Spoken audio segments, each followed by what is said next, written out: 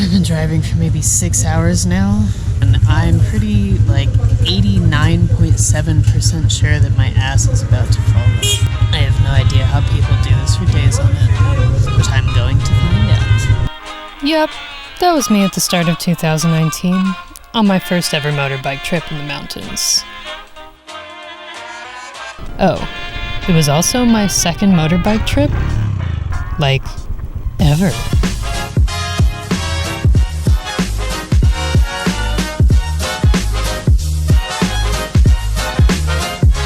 See, up until recently, I was totally afraid of motorbiking. Years ago, I crashed a scooter in Thailand. Typical tourist, I know. And it took months of being crippled, 1 knee surgery, and literally years of physical therapy for me to fully recover. Can you see why I was afraid?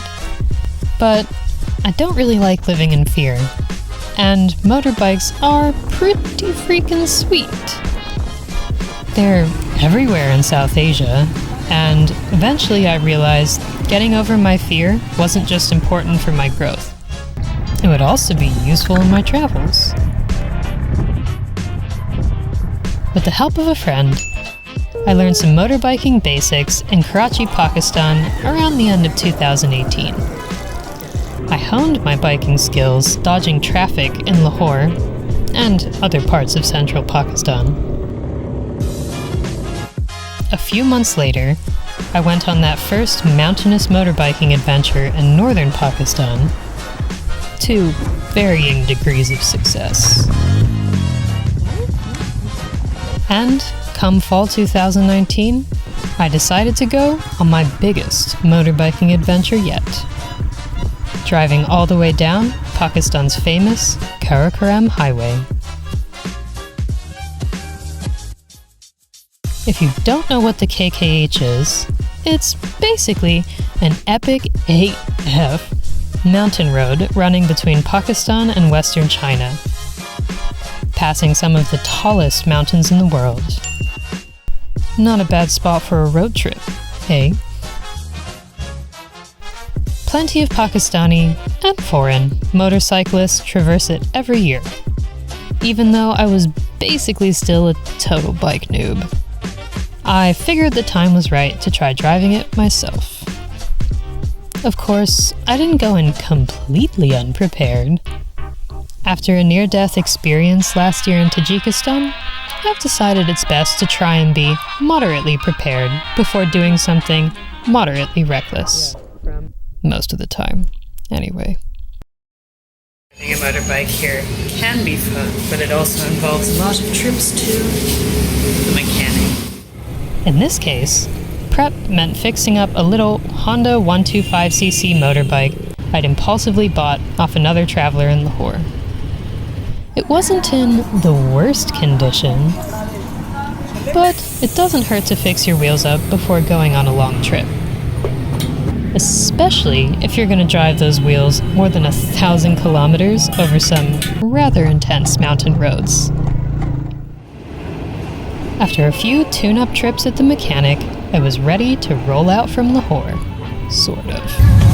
I'm about to start my bike trip solo up north. Bike is ready. Had about 3 hours of sleep. I could definitely use some more, but let's see what happens. I've had coffee. I have halwa, very nutritious. I'm ready to roll, man. But let me be clear. I wasn't planning on biking all the way up and down the Karakoram Highway. I'd already traveled the length of the Karakoram Highway 7 times. 4 times that year alone. I wasn't interested in doing a 2-way slog just for the sake of it. Instead, my goal was to make it to the city of Rawalpindi, where I could put my motorbike on a bus, get a ride up north, then bike back south. Rawalpindi is only 6 hours-ish away from Lahore, connected by a famous highway known as the Grand Trunk Road, or GT Road for short. The historic road built by the British is totally straight, and I thought it would be just as straightforward. But, of course, nothing ends up being straightforward when I do it. I think I'm pretty much cursed. I was driving on GT Road, which is, for y'all who don't know, a really fucking crazy road. It is a very, very busy cacophony of everything at any time of day, but at night it gets particularly scary. And while I was driving at night, the bike light stopped working, and so no one can see me. I can't see anyone. I can't see any of the potholes. I almost got run over by trucks and other kinds of shit a bunch of times. I tried to find a mechanic, but because the sun has already gone down, all the mechanics are closed. There's not really much I can do, so now I'm sitting and vegetating in my classy, trashy room in a town called Jhelum, and I'll just wait here and sleep overnight and then go to Islamabad once the sun comes up tomorrow morning and try to get the bike light fixed, but... I waited out the night in Jhelum, got my headlights fixed in the capital once the sun rose the next morning, and by evening, the little Honda and I were packed up on a coaster, heading north.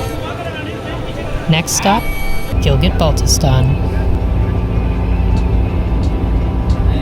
A mechanic in Gilgit-Baltistan, that is. The morning after I arrived in Gilgit, I woke up to find my bike leaking petrol. Goodbye morning plans, hello mechanic. An increasingly common theme on my bike adventure. But what can you do? After a bit of tinkering and some resuscitation, the mechanics fixed the leak and I was on my way. A bike is the best thing ever because I can just be driving on the road and then suddenly stop because I see a view like this.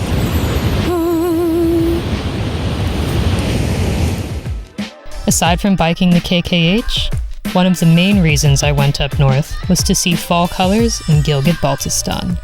And damn, they were nice. Almost too nice.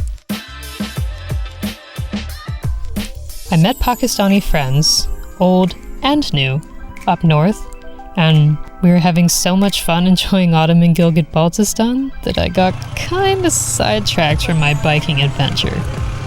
For weeks. By the time we said our goodbyes and I was on my own again, November had come, and winter was definitely on its way.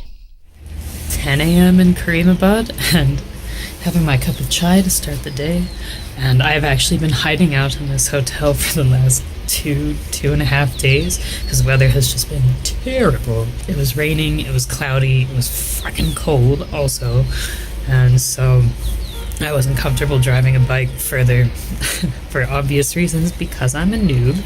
But today, finally, the weather is clearing. Yes, I consider that clearing. The goal is to get to Misgar, which is the last valley before the Pakistan-China border.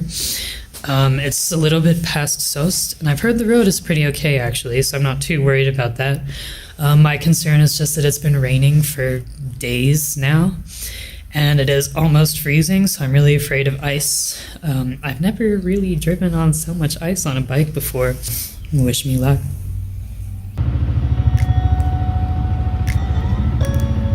Ice is one concern, but something I didn't anticipate is how hard it is to kickstart a bike in the freezing cold.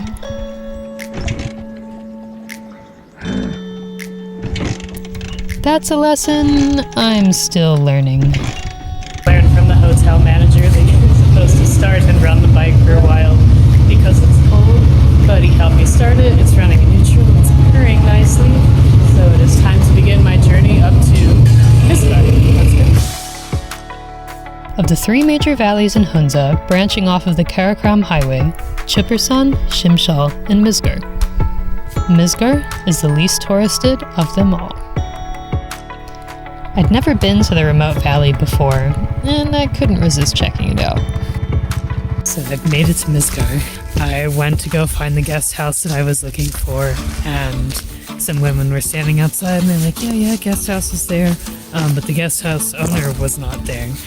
And so I was just kind of hanging out, wondering what to do. And then this old man shows up and gets out of the car and says, hello. Hi. What are you doing? Looking for a guest house. Come to my house. Okay. Hello. Welcome, Misgar.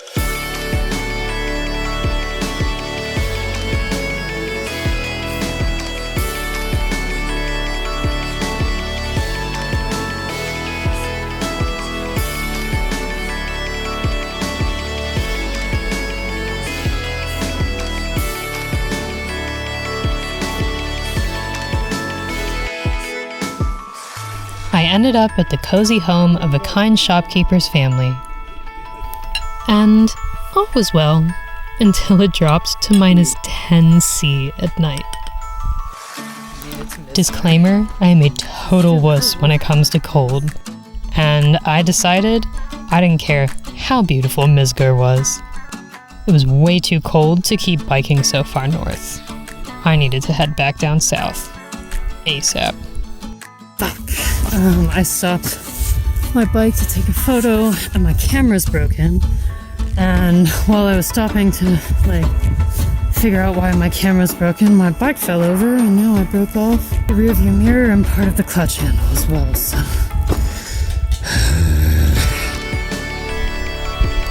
Okay, so it wasn't the most auspicious start to my solo motorbike trip down the KKH. With views like these, it's hard to stay upset for long. I'm never gonna get anywhere if I keep stopping this much, but I can't help it.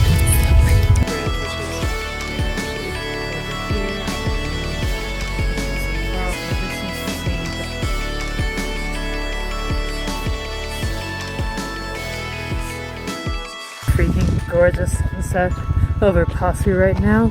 I think my camera is frozen, actually, and it is not working, so you're just gonna have to check it out this way. Hey, wow.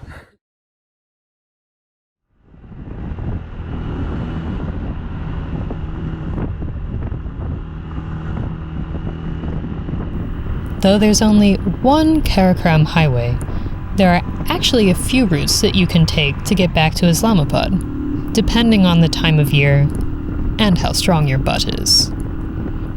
Most tourists who visit the mountains take a shorter, well-paved route through an area called Naran Kagan, crossing the 4,000 meter plus Babusar Pass. The paved road eventually connects with the Karakoram Highway near a town called Chilas. Unfortunately, for the behinds of people traveling in colder months, Babusar closes in winter because of snow. If that's the case, you're prob's gonna have to drive the entirety of the Karakoram Highway, which, though nicely paved up north, is a bumpy, potholed mess further south thanks to constant landslides and challenging terrain. Guess which one I had to take. Heading down north, which will be, down south, slowly making my way back down to Islamabad, and it will be interesting because one, the road is total shit, and two, it is a pretty conservative area. These areas are worlds of men basically on the street, so them seeing a girl biking by herself down through will be a treat for everyone. So yeah, I got my scarf on to be slightly more modest today. I'm wearing a kurta to cover my butt. Shit, let's see what happens, man. Let's go. I thought I'd be able to drive the 330-ish kilometers from Gilgit to a town called Besham in one day. But I underestimated how slowly I'd have to drive, how much time I had to spend at police checkpoints, and how much my butt would hurt. Besham would have to wait. I had to stay overnight in Chilas instead. Good morning from Chilas. My face is still puffy, my eyes are still sleepy, my bad. I'm standing on top of the rooftop and it's pretty gorgeous here. Look at has a bit of a reputation for being dangerous, or I hate this word, but backwards. So as a result, there used to be a lot of security here. You used to need to have escorts for everywhere as a foreigner, and I haven't given it much time. And I would like to change that. The problem is I don't really know where to go, but I did learn about some ancient petroglyphs on a rock close to the town, so I'm going to go and try and check those out today before I go further south, because man, every place deserves a little bit of time, right? I wanted to make the most of my time in Chilas, but then my bike curse struck again. With the help of a slightly creepy hotel worker, I got the bike fixed in less than an hour and still had time to head out in search of Buddhist carvings. Quest to find some ancient petroglyphs from the Buddhist era outside of Chilas, and it was super sweet. There was like a huge group of women and children who eventually figured out what I was looking for when I showed them photos on Google Images, and they directed me to it. But man, people suck. Look at this. These carvings are like thousands of years old, and it just put the shit all over it. Desecration of ancient history really wasn't the best for my mood, and so I hit the road in rage.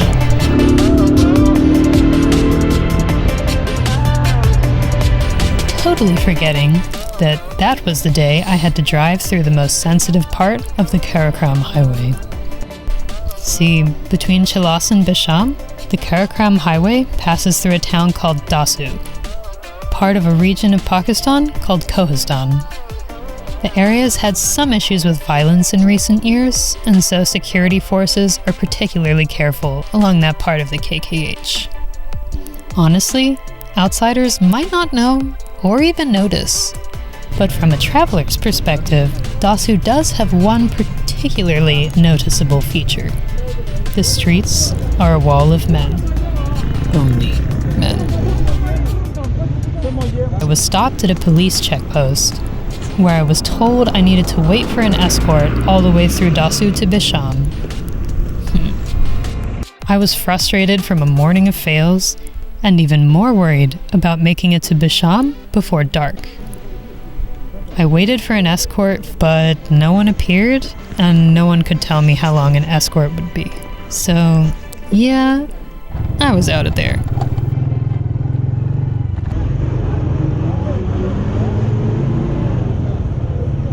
I made it through Passu before being stopped at another police checkpoint. And the officers on duty weren't exactly thrilled to see a lone American woman on a motorbike. Where you with police then you go. Oh, danger area. Okay. And things might have gotten worse when their supervisor appeared. Sorry I got you in trouble, guys. This time, I had to wait for an escort, though it didn't serve much purpose. Without security, you do not travel. When anyone touch you, you know it's create a big problem for us. Yeah, that's true. US embassies, PMs, everything is active. Yeah, I understand. So you need security. Anyone. Until when? Just I think 2 kilometers. 2 kilometers? Then our area is out. Because of all the delays with the mechanic, the checkpoints, construction, and escorts, my last hours of driving to Besham were in total darkness. And it was terrifying. There were howling winds so strong my bike was getting blown off course, and the edge of the road is basically a cliff over a rushing river, and I was blinded by the headlights of constant trucks driving in the other direction, and just talk about a nightmare. But I drove slowly, and I did make it to Besham okay. And don't worry, the next day was much better. I'm driving to Swat Valley and eventually Mingora from a town called Besham.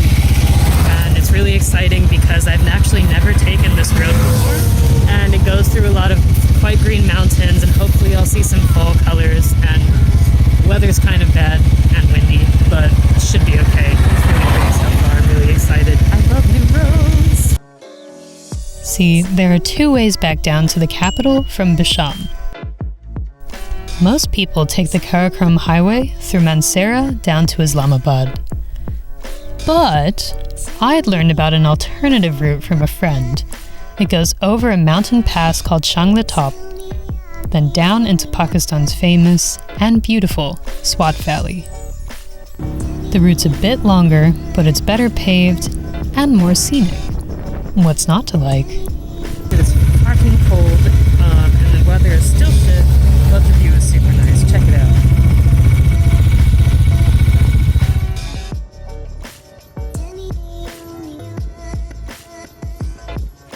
Bike is skipping when I drive. Anything more than like first gear, not really sure what to do, but there's nothing I can do at the top of the hill, so I might as well just keep on going, right? Aside from some frosty fingers, dead GoPro batteries, and one police officer mistaking me for a man, the trip over the top and down the valley was as smooth and scenic as can be. By that evening, I was safe and sound in a friend's house in Mardan, and after days of driving and hundreds of kilometers, I'd finally left the Karakoram Highway. Now, I'd like to say that I had some kind of grand, ceremonious end to my motorbiking adventure, but alas, the end of this tale was far more true to my form. Today has already been an adventure. I have to extend my visa in Islamabad. I was going to do that later, but then there is a guy who is trying to basically claim Prime Minister's seat, and he's having a bunch of protests in Islamabad, and they're closing a bunch of roads down because of his protest. So basically I had to get to Islamabad from Mardan ASAP, or else I would not be able to get in, so that was really fun. I basically drove as fast as my bike would allow to get to Islamabad before all the roads were closed at 2 in the afternoon. I did make it. It's 1 o'clock right now, or was 1 o'clock. But the downside is something is wrong with my bike. And also the visa office is closed because I overslept this morning. Oops. Instead of a grand finale, my solo motorbike trip down the Karakoram Highway involved a mad dash to the capital to beat out angry mobs, mechanic visit number 10 bajillion and 1, and hours of sitting surrounded by mountains of paperwork. But that's travel in Pakistan for you. And honestly, the adventure is well worth it.